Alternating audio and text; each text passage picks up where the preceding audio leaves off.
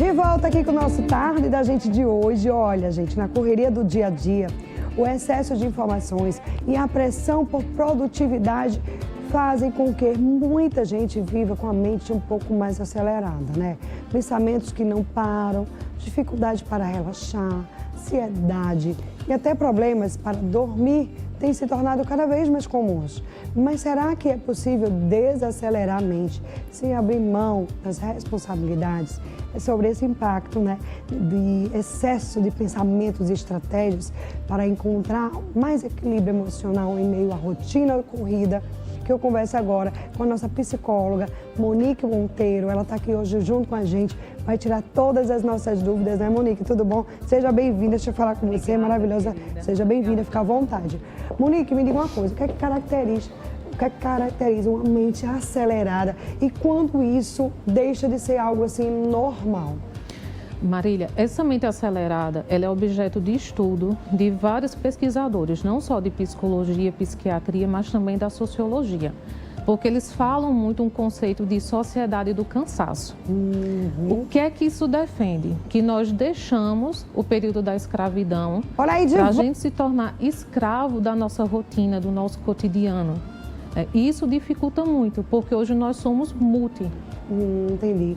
Menina, eu vendo esse tema agora, ontem à noite, eu quase não durmo, gente. Aí fica um monte de coisa, a gente fica pensando tanta coisa, né? E a gente não dorme e fica com um monte de pensamento na cabeça. Pensa num negócio chato. Aí eu fazia, ô Senhor, eu quero dormir. Tira esses pensamentos.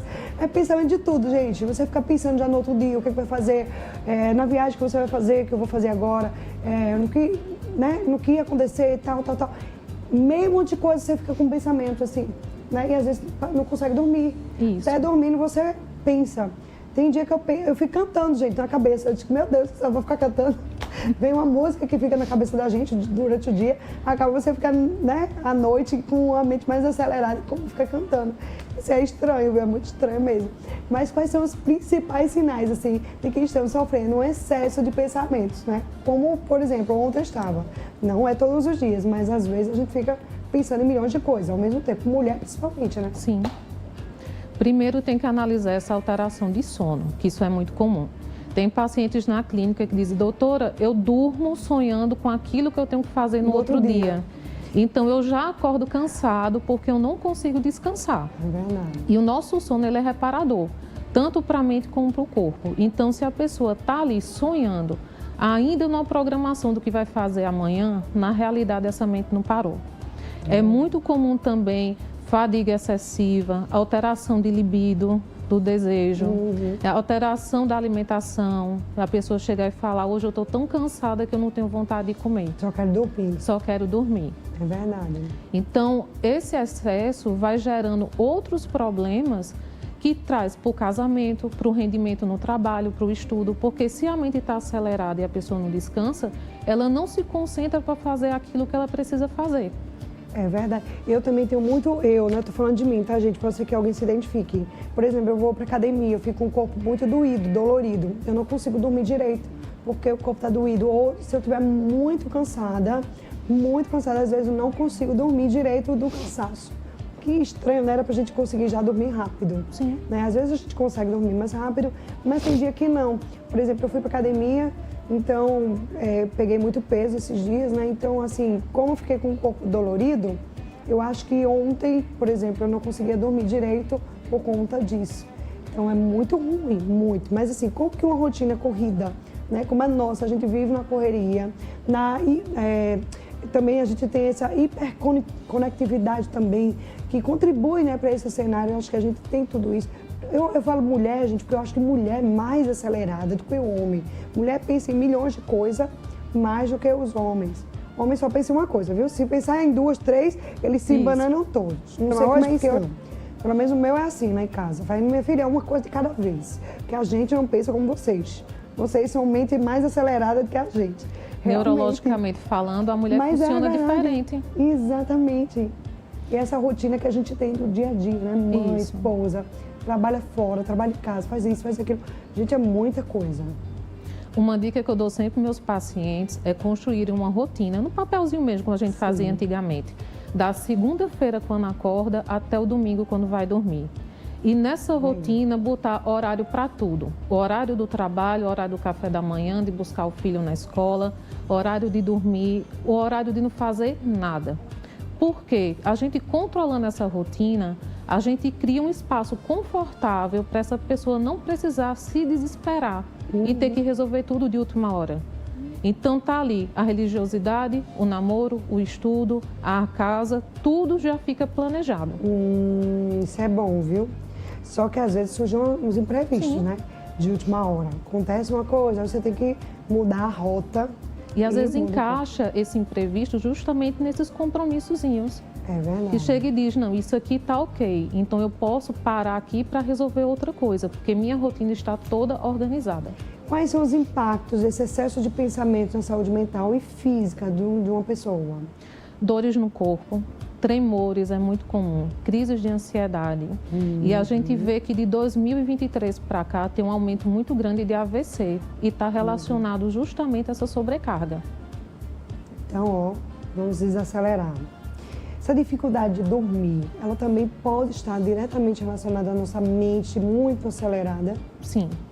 Existe uma questão clínica, Marília, que a gente precisa ver se essa mente acelerada, ela está relacionada a alguma neurodivergência, como TDAH, como TEA, como altas habilidades, né? Então, isso fala de um funcionamento, ou se essa mente acelerada, ela está diretamente associada a uma rotina mal administrada. É verdade. Então, são duas linhas que clinicamente precisa ser investigado.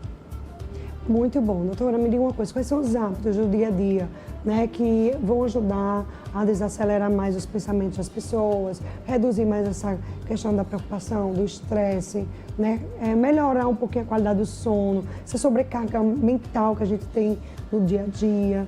Então, assim, o que fazer, né? Quais são os hábitos que a gente deve fazer todos os dias? Primeiro, elencar o que é prioridade. Eu falo muito no consultório, só existem duas maneiras de a gente resolver problema.